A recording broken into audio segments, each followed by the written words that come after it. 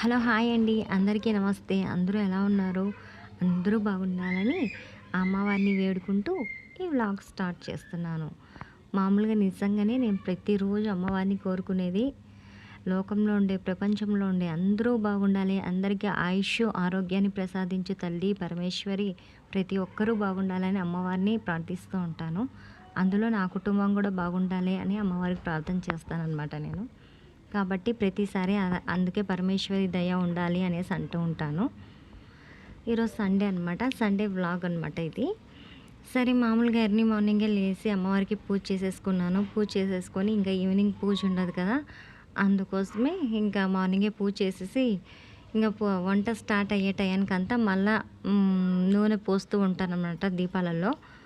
మళ్ళా అది అట్లే సాయంత్రం దాకా వెలుగుతూ ఉండేటట్టు చూసుకుంటాను. ఇంకా సరే ఈరోజు సండే కదా, ఈరోజు ప్రాన్స్ కర్రీ చేస్తున్నాను అనమాట. సరే సింపుల్గా ఈజీగా మెథడ్లో చూపించిపోతున్నాను. చాలా ఈజీగా సింపుల్గా చేసుకోవచ్చు. ఒక హాఫ్ అన్ అవర్లో కర్రీ కంప్లీట్ అయిపోతుంది. టేస్టీగా సూపర్గా ఉంటుంది.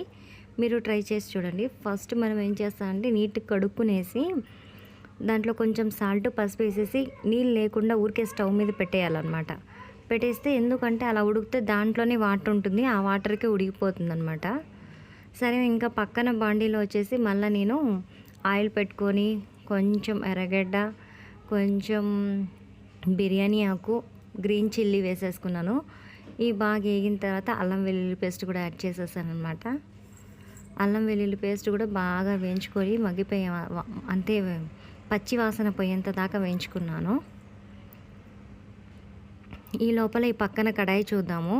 నేను చెప్పాను కదా దాంట్లోనే వాటర్ వస్తుందనేసి. ఇక్కడ చూస్తున్నట్టుగా అయితే మీకు వాటర్ అంతా అదే దాంట్లో నుంచి బయటికి వస్తుందన్నమాట. ఈ వాటర్తోనే ఉడికిపోతుంది ప్రాన్స్ అనేది. సరే ఉడికిపోయింది బాగా, ఈ నీళ్ళంతా ఇంకిపోయేంత దాకా పెట్టేస్తే అప్పుడు కరెక్ట్గా మెజర్ అవుతుందన్నమాట.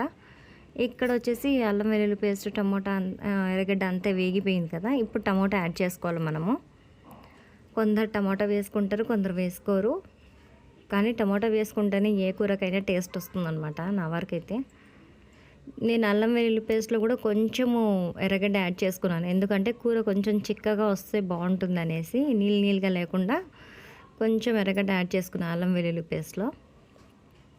ఈ టమాటాలు కూడా బాగా వేగిపోయిన తర్వాత కారం, పసుపు, ధనియాల పొడి, ఉప్పు అన్నీ కొంచెంగా వేసేసుకున్నాను. ఎవరు టేస్ట్ తగినంతగా వాళ్ళు వేసుకోవచ్చు.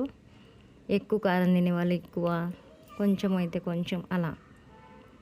సరే ఇంకా వాటర్ పోసేసి కొంచెం బాగా మరగనిచ్చేసి అది బాగా మరిగిన తర్వాత ఇప్పుడు ప్రాన్స్ అనేది తీసి బాగా ఉడికిపోయి ఉంటుంది కదా, అవి తీసి దీంట్లో వేయడమే అనమాట. అలా వేగిన తర్వాత ఒక 5 మినిట్స్ ఆగి గరం మసాలా పౌడర్ చల్లేస్తే అయిపోయిందండి కూర.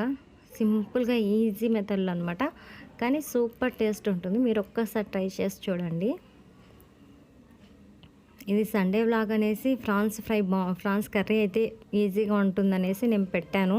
మీకు ఎవరికైనా తెలియని వాళ్ళు ఉంటే నేర్చుకుంటారు, ఈజీగా ఉంటుందనేసి ఈ ప్రాసెస్, అందుకే ఈ వీడియో పెట్టడం అనమాట. చూసారు కదా, గరం మసాలా వేసేసుకుని అయిపోయింది, కర్రీ రెడీ అయిపోయింది. ఇక మామూలుగా లంచ్ అనమాట. ఇంకా మా అత్తమ్మ వాళ్ళు వచ్చారు. మా అత్తమ్మ వాళ్ళు పిల్లల్ని తీసుకొని వచ్చిందనమాట, మా బావ పిల్లల్ని ఇద్దరిని. వాళ్ళకి హాలిడేస్ అనేసి వాళ్ళంతా వచ్చేసారు. సరే అందరం కూర్చొని లంచ్ చేస్తున్నాము. అదొక చిన్న వీడియో క్లిప్ పెట్టానమాట. అదొక మాకు గుర్తుగా ఉంటుందన్నమాట, పిల్లలు వచ్చిన అనేసి ఒక వీడియోలో గుర్తుగా ఉంటుందని తీశాను. ఎలా ఉందిరా టేస్ట్ అంటే అంటూనే ఉన్నాడు. వీడు తినకున్నా కూడా తిన్నాననేసి సూపర్గా ఉందని చెప్తున్నాడు. ఒకటి తిని బాగుంది అని చెప్పాడు.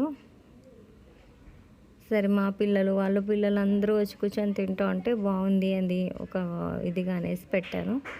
ఇంకా ఆ రోజు ఈవినింగ్ వచ్చేసి మేము మామూలుగా ఎగ్జిబిషన్కి వెళ్ళాము. బెంగళూరులో చిన్న ఎగ్జిబిషనే, పిల్లలు ఆడుకునేవి కొన్ని అవి ఇవి ఉన్నాయి, చూడడానికి బాగుంటుందని వెళ్ళాము.